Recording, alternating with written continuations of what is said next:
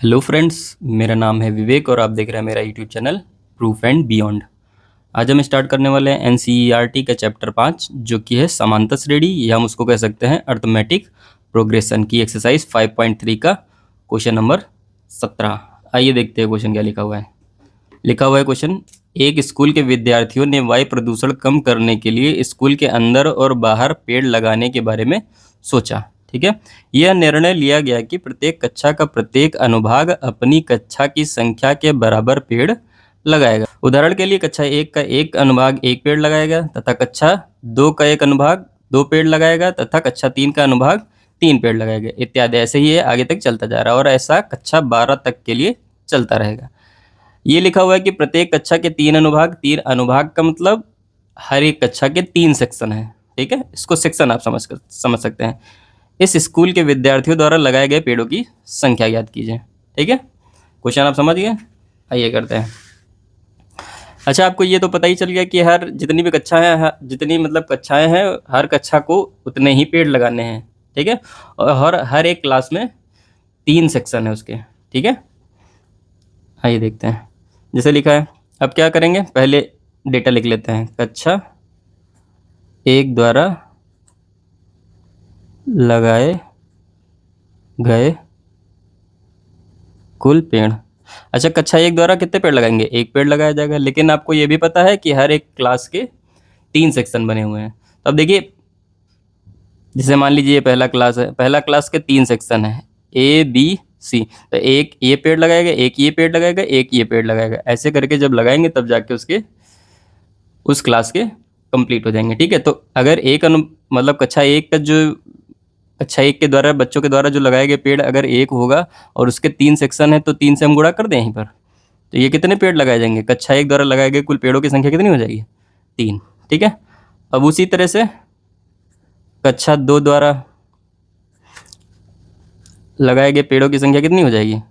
2 द्वारा 2 पेड़ लगाने हैं और हर क्लास के 3 सेक्शन है तो 3 दूनी 6 पेड़ लगेंगे। उसी तरह से कक्षा 3 द्वारा लगाए गए कुल पेड़ों की संख्या कितनी हो जाएगी? कक्षा 3 द्वारा कितने पेड़ लगाए जाएंगे? 3 पेड़ लगाएंगे और हर हर क्लास के 3 सेक्शन है तो 3 गुणा 3 9। ऐसे ही करके ऐसे ही आगे जाएंगे तो कक्षा 12 द्वारा लगाए गए पेड़ों की संख्या कितनी हो जाएगी?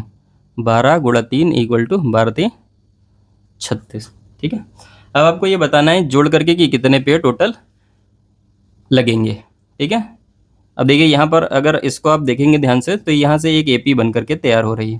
पहला 3 6 9 फिर 12 डैश डैश डैश डैश, अंतिम पद आपका 36 होगा। ठीक है, अब देखिए यहाँ पर आपको जो डेटा पता है उसको पहले लिख लेते हैं। जैसे कि पहला पद आपको पता है 3 है, डी भी आप चाहें तो निकाल सकते हैं कितना, A2 minus A1, 6 minus 3 equal to 3।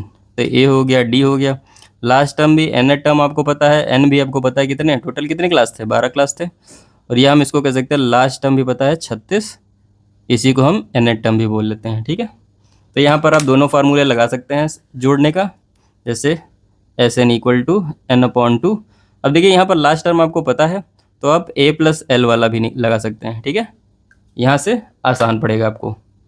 देखिए एन कितना है? 12 अपॉन 2, पहला है 3 प्लस एल कितना दिया हुआ है? 36 इक्वल टू, अब देखिए इसको काट दिया, 2 6 12 6, 36 और 3 39। 39 को अगर हम 6 से गुणा कर देंगे तो जो आएगा वही आपका फाइनल आंसर हो जाएगा। 6 9 54 और 6 त्रिक 18, 18 5 23। कुल मिला के कितने पेड़ लगेंगे? 234 पेड़ लग जाएंगे। ठीक है, ये हो गया आपका आंसर।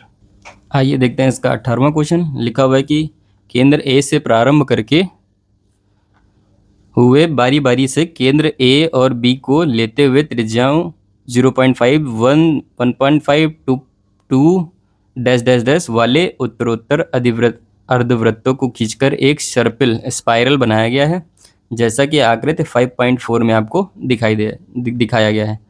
13 क्रमागत अर्धवृत्तों से बने इस सर्पिल की कुल लंबाई क्या है? आपको क्या निकालना है कि ये जो टोटल लंबाई है ये अगर हम 13 13 बार ऐसे ही हम इसको बनाते हुए चले जाएं तो ये जो लंबाई होगी ये क्या होगी, ठीक है। आइए देखते हैं।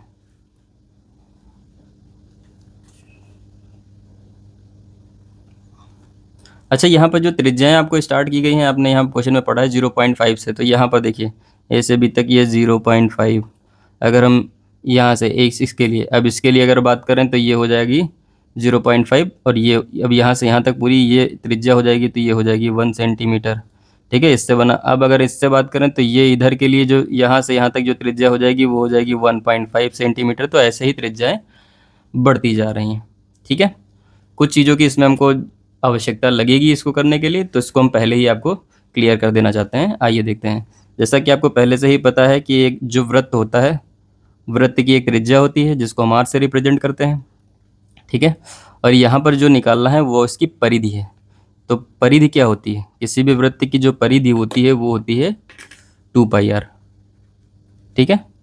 अब चूंकि यहाँ पर पूरा एक गोला तो कंप्लीट नहीं हुआ है, तो इसमें हमको क्या लेना है, अर्धवृत्त, अर्धवृत्त की परिधि। अब जो पूरे वृत्त की परिधि 2πr, अर्धवृत्त की परिधि इसको आधा कर देंगे, आधा कर देंगे 2 से 2 कैंसिल हो जाएगी, तो आधे वृत्त की परिधि क्या हो जाएगी, πr, ठीक है। आइए यहाँ देखते हैं। क्वेश्चन में लिखा हुआ उसकी त्रिज्याएं जो है किस तरह से दी हुई हैं। उसकी त्रिज्याएं जो है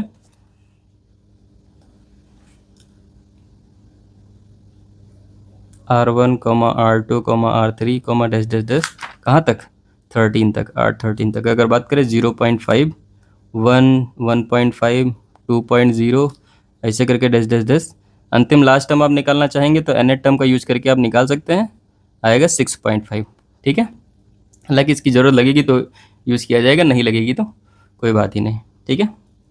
अब देखिए क्या करना है हमको, इन सभी को अब जोड़ना है। देखिए अगर इसके लिए हम R1 इसका यूज कर रहे हैं तो कुल लंबाई कितनी हो जाएगी इसकी, कुल लंबाई इक्वल टू, देखिए ये हो जाएगा πr1 प्लस, ये तो इतने के लिए, फिर इसके लिए πr2 प्लस, ऐसे ही आगे जाएंगे πr3 dash dash dash dash πr13। देखिए सब में क्या क्या कुछ कॉमन आ रहा है, पाई सब में कॉमन आ रहा है, तो पाई कॉमन कर लेंगे, बचेगा क्या, R1 plus R2 plus R3 plus dash dash dash R13। अब देखिए यहाँ पर पाई R1 क्या है 0.5 plus 1 plus 1.5 plus 2 dash dash dash dash आगे 13 टर्म तक, ठीक है, 13th टर्म। अब देखिए यहाँ पर ये आपकी AP बन रही है, AP के अकॉर्डिंग आप फार्मूला लगा दीजिए। पाई nth टर्म का फार्मूला क्या होता है, n/2 2a plus n-1 into D. Value put कर दीजिए, सब कुछ यहाँ से आपको पहले से ही पता है। पाई n कितना है 13/2, 2a की वैल्यू कितनी दी हुई है, a की वैल्यू देखिए 0.5 प्लस n 13-1 इंटू डी की वैल्यू कितनी है, देखिए 0.5 का अंतर चल रहा है, ठीक है। पाई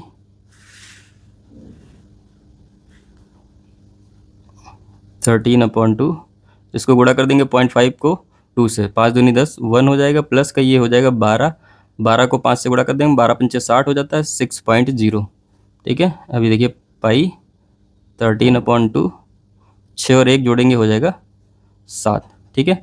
अब देखिए इन्होंने क्वेश्चन में पाई की वैल्यू भी रखने के लिए बोला है, वो भी दी हुई थी 22/7 इंटू 13/2 इंटू 7, 7 से 7 का कैंसिल, 2 से इसको काटेंगे हो जाएगा 11। अब इसको हम अगर गुणा कर लेंगे 11 गुणा 13 तो कितना आ जाएगा, 143 सेंटीमीटर। ये होगा आपका फाइनल आंसर, ठीक है।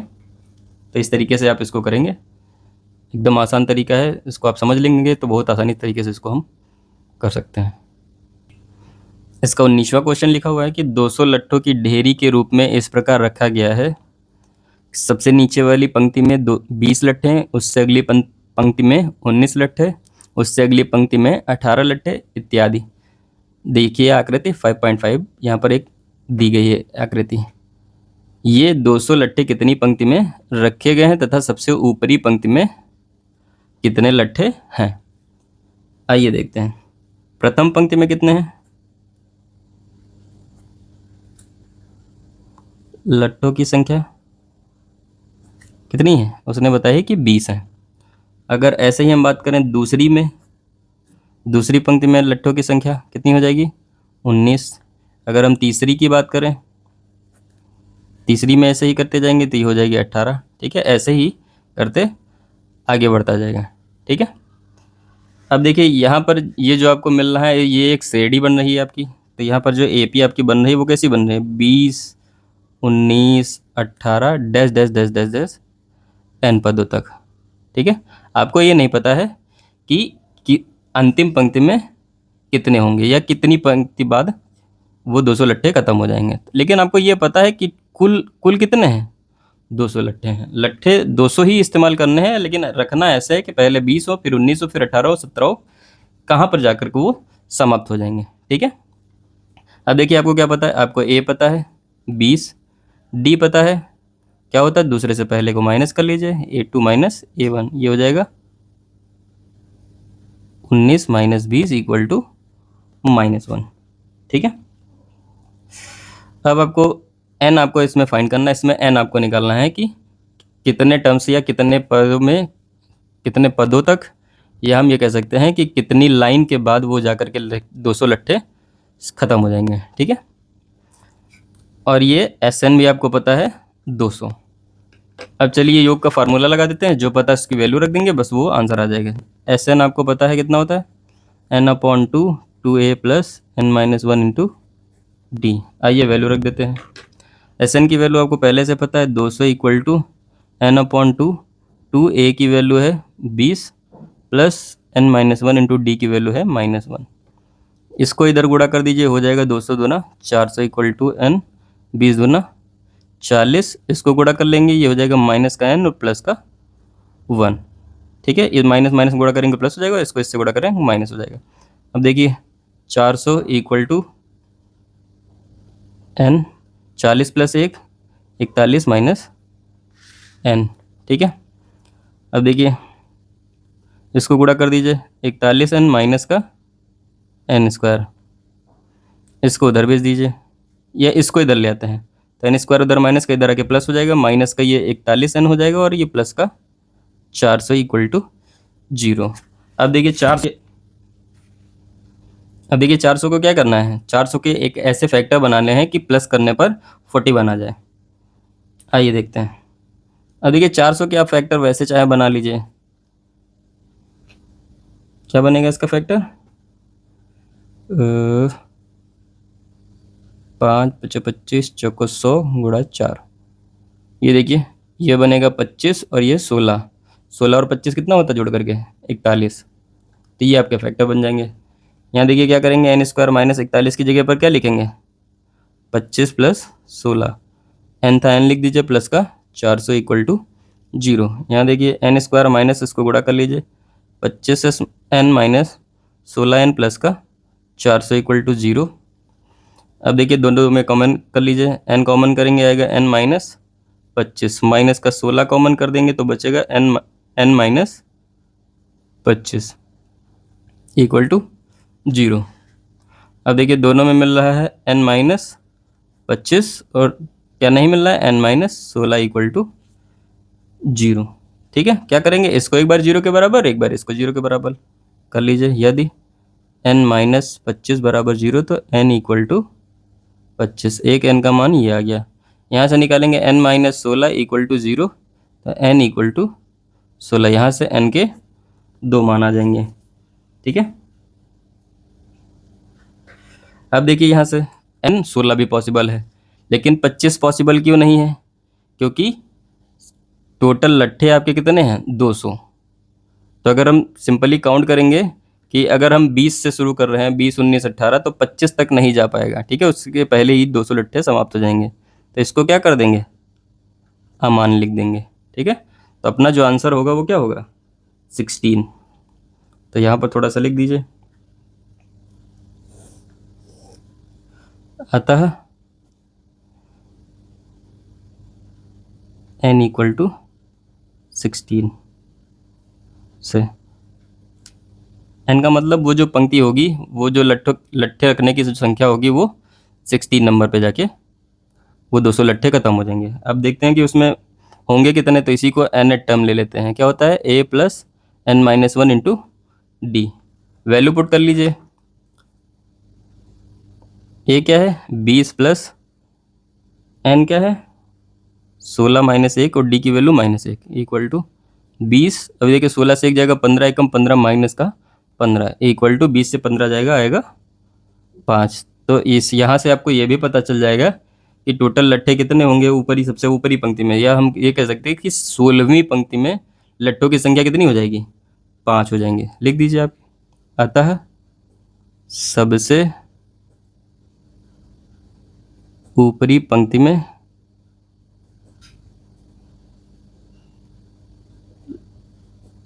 लट्ठों की संख्या इक्वल टू 16 होगी। ये आपका आंसर हो जाएगा।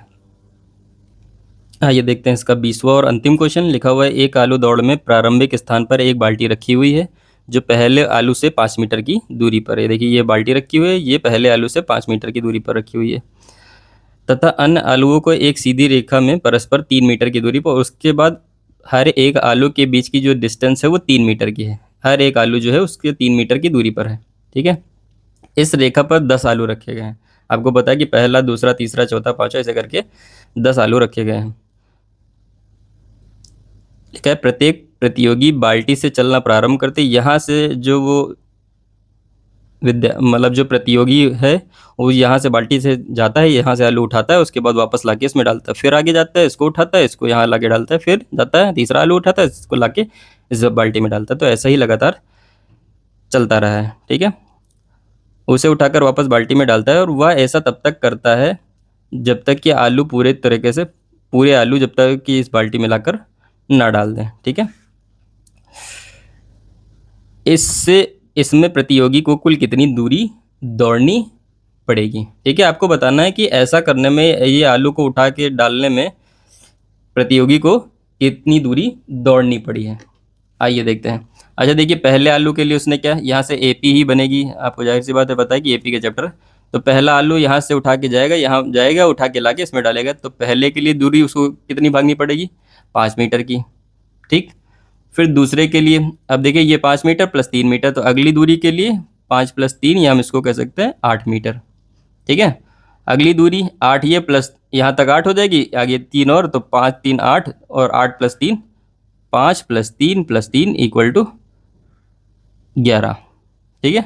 ऐसे ही आगे चलते जाएंगे कहाँ तक, 10 आलू जब तक कि आपको कंप्लीट नहीं हो जाते हैं। ठीक है। 10 पदों तक। तो आपकी जो एपी बनेगी वो क्या बनेगी 5, 8, 11, 10 10 पदों तक। ठीक है। ठीक है। तो ये हो गया आपका। अब देखिए ये एपी बन जाएगी। यहाँ से आपको पता चल जाएगा ए बराबर है आपका 5, डी आपको पता है 3 3 के अंतर पे चल रहा है तो डी 3 ही दिया हुआ है। ठीक। एन भी आपको पता है कितने 10 पदों तक। टोटल दूरी कितनी हो जाएगी। अच्छा आप यहाँ ध्यान से देखिएगा, एक बार जाएगा फिर वापस आएगा, तो ये दूरी जो है 5 मीटर 2 बार चली जाएगी। यहाँ पर अभी हम क्या कर रहे हैं, एक बार हम निकाल लेंगे, उसके बाद उसको हम डबल कर देंगे। तो यहाँ से हमको पता चल जाएगा कि वो टोटल दूरी कितनी उसने तय की है। ठीक है। अब देखिए योग का फार्मूला लगा दीजिए। S N equal to N upon 2 A plus N minus 1 into D. चलिए वैल्यू जो आपको पता है उसको रख दीजिए। कहाँ 10 आलू आपको उठाने हैं, 10 अपॉन 2 ए की वैल्यू है 5 प्लस 10 माइनस 1 इंटू डी की वैल्यू है 3। 2 से इसको काट देंगे 5 हो जाएगा, 5 दूनी 10 और 10 से एक जाएगा 9 या 27, 5 27 और 10 37। 37 गुणा अगर हम 5 कर देंगे तो कितना हो जाएगा 5 से 35 और 5 दिए 15 और 3 18, 185।